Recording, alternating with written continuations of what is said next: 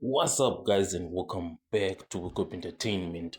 So, on 7 July, that was at the heat of the moment, just after General Mkhwanazi had made that media briefing where he was exposing, the links between the likes of Brown Mokgotsi and Senzo Mchunu. So, the chair of the Parliament's Police Portfolio Committee, Ian Cameron, he made this dramatic claim, and alleged that a cache of firearms that had been seized in November 2024 during a police raid at the home of MaMkhize had been belonging to Vusiket Madlala. So that's the claim, that he made uh, during Parliament, and it was so explosive because the raid that occurred at MaMkhize, it was also publicized, and those firearms were lined down on the ground. And for Ian Cameron to now come and link those firearms to Fusumuzi, the same person that has been mentioned by General Mkhwanazi, it was so big, and it was adding, a highly charged political dimension to this developing scandal that had been started by General Mkhwanazi. The allegation in itself, it immediately triggered widespread public interest, political tension, and demands for accountability from opposition parties. People asking questions like, how is MaMkhize keeping these firearms in your own home, and those firearms, they found them. Why didn't they do these investigations further? It was something huge, being revealed by the chair of the Parliament Portfolio Committee. However, however, a few days down the line, I think tomorrow on 8 July, Ian Cameron came up, and doubled down in these follow-up interviews, and committee discussions. Cameron defended his assertion, citing internal police briefings, uh, Ian Cameron corrected that earlier assertion that he had made and claimed that the firearms are not actually linked to Vusumuzi Ket Mahlala, but they are linked to Vusumuzi Shaba. So it's something big, to make such a big correction there. And I think there was this excuse to say that I had confused, the Vusumuzi names.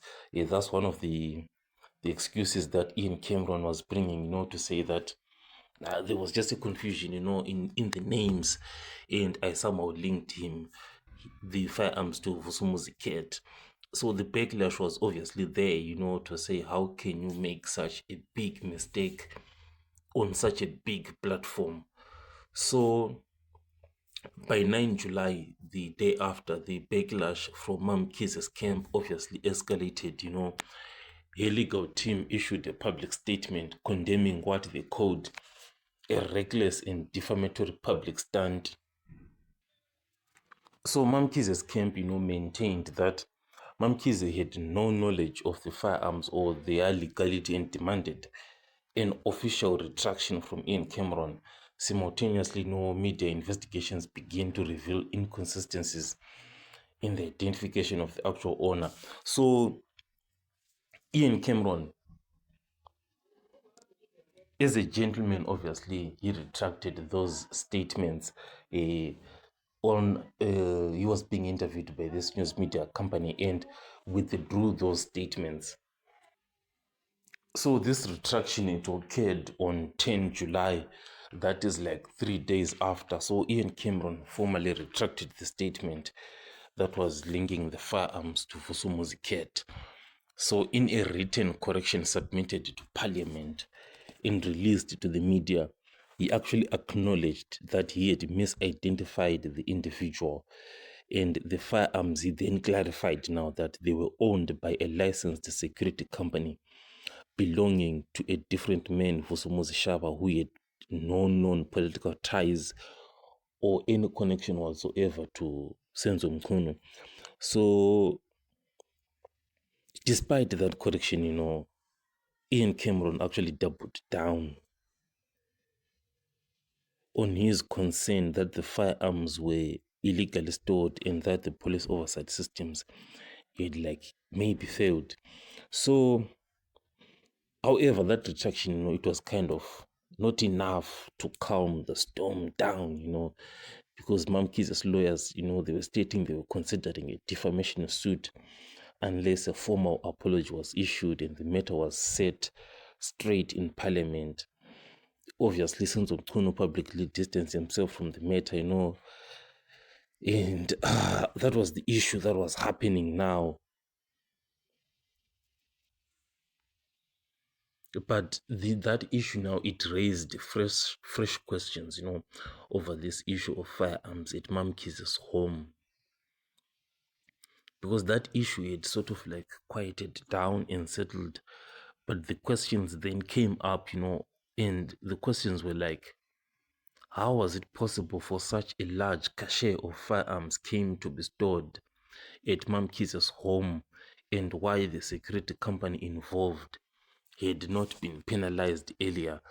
So obviously the public protector, they were saying they are going to be probing into the incident, and there was sort of some division, in public, whether that Ian Cameron's blunder, weakens or maybe strengthens the case, for greater oversight over private security operations, even though the link to Vusumuzi Cat, it collapsed, but he has sort of brought the issue back up again.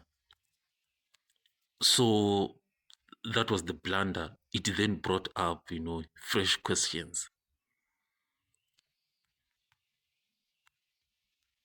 Because what was happening was that the actual security company had registered the guns legally, but then illegally stored them at MaMkhize's property, which was not an approved firearm storage location. So as of today, 11 July, MaMkhize is sort of not taking any legal action whatsoever.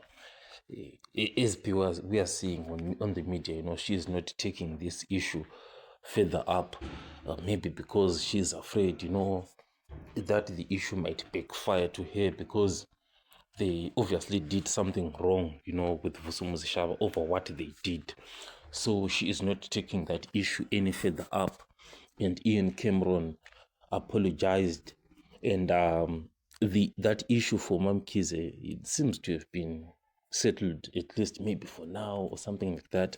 So this is the issue that happened with Ian Cameron and MaMkhize. I'll catch you guys on the next one.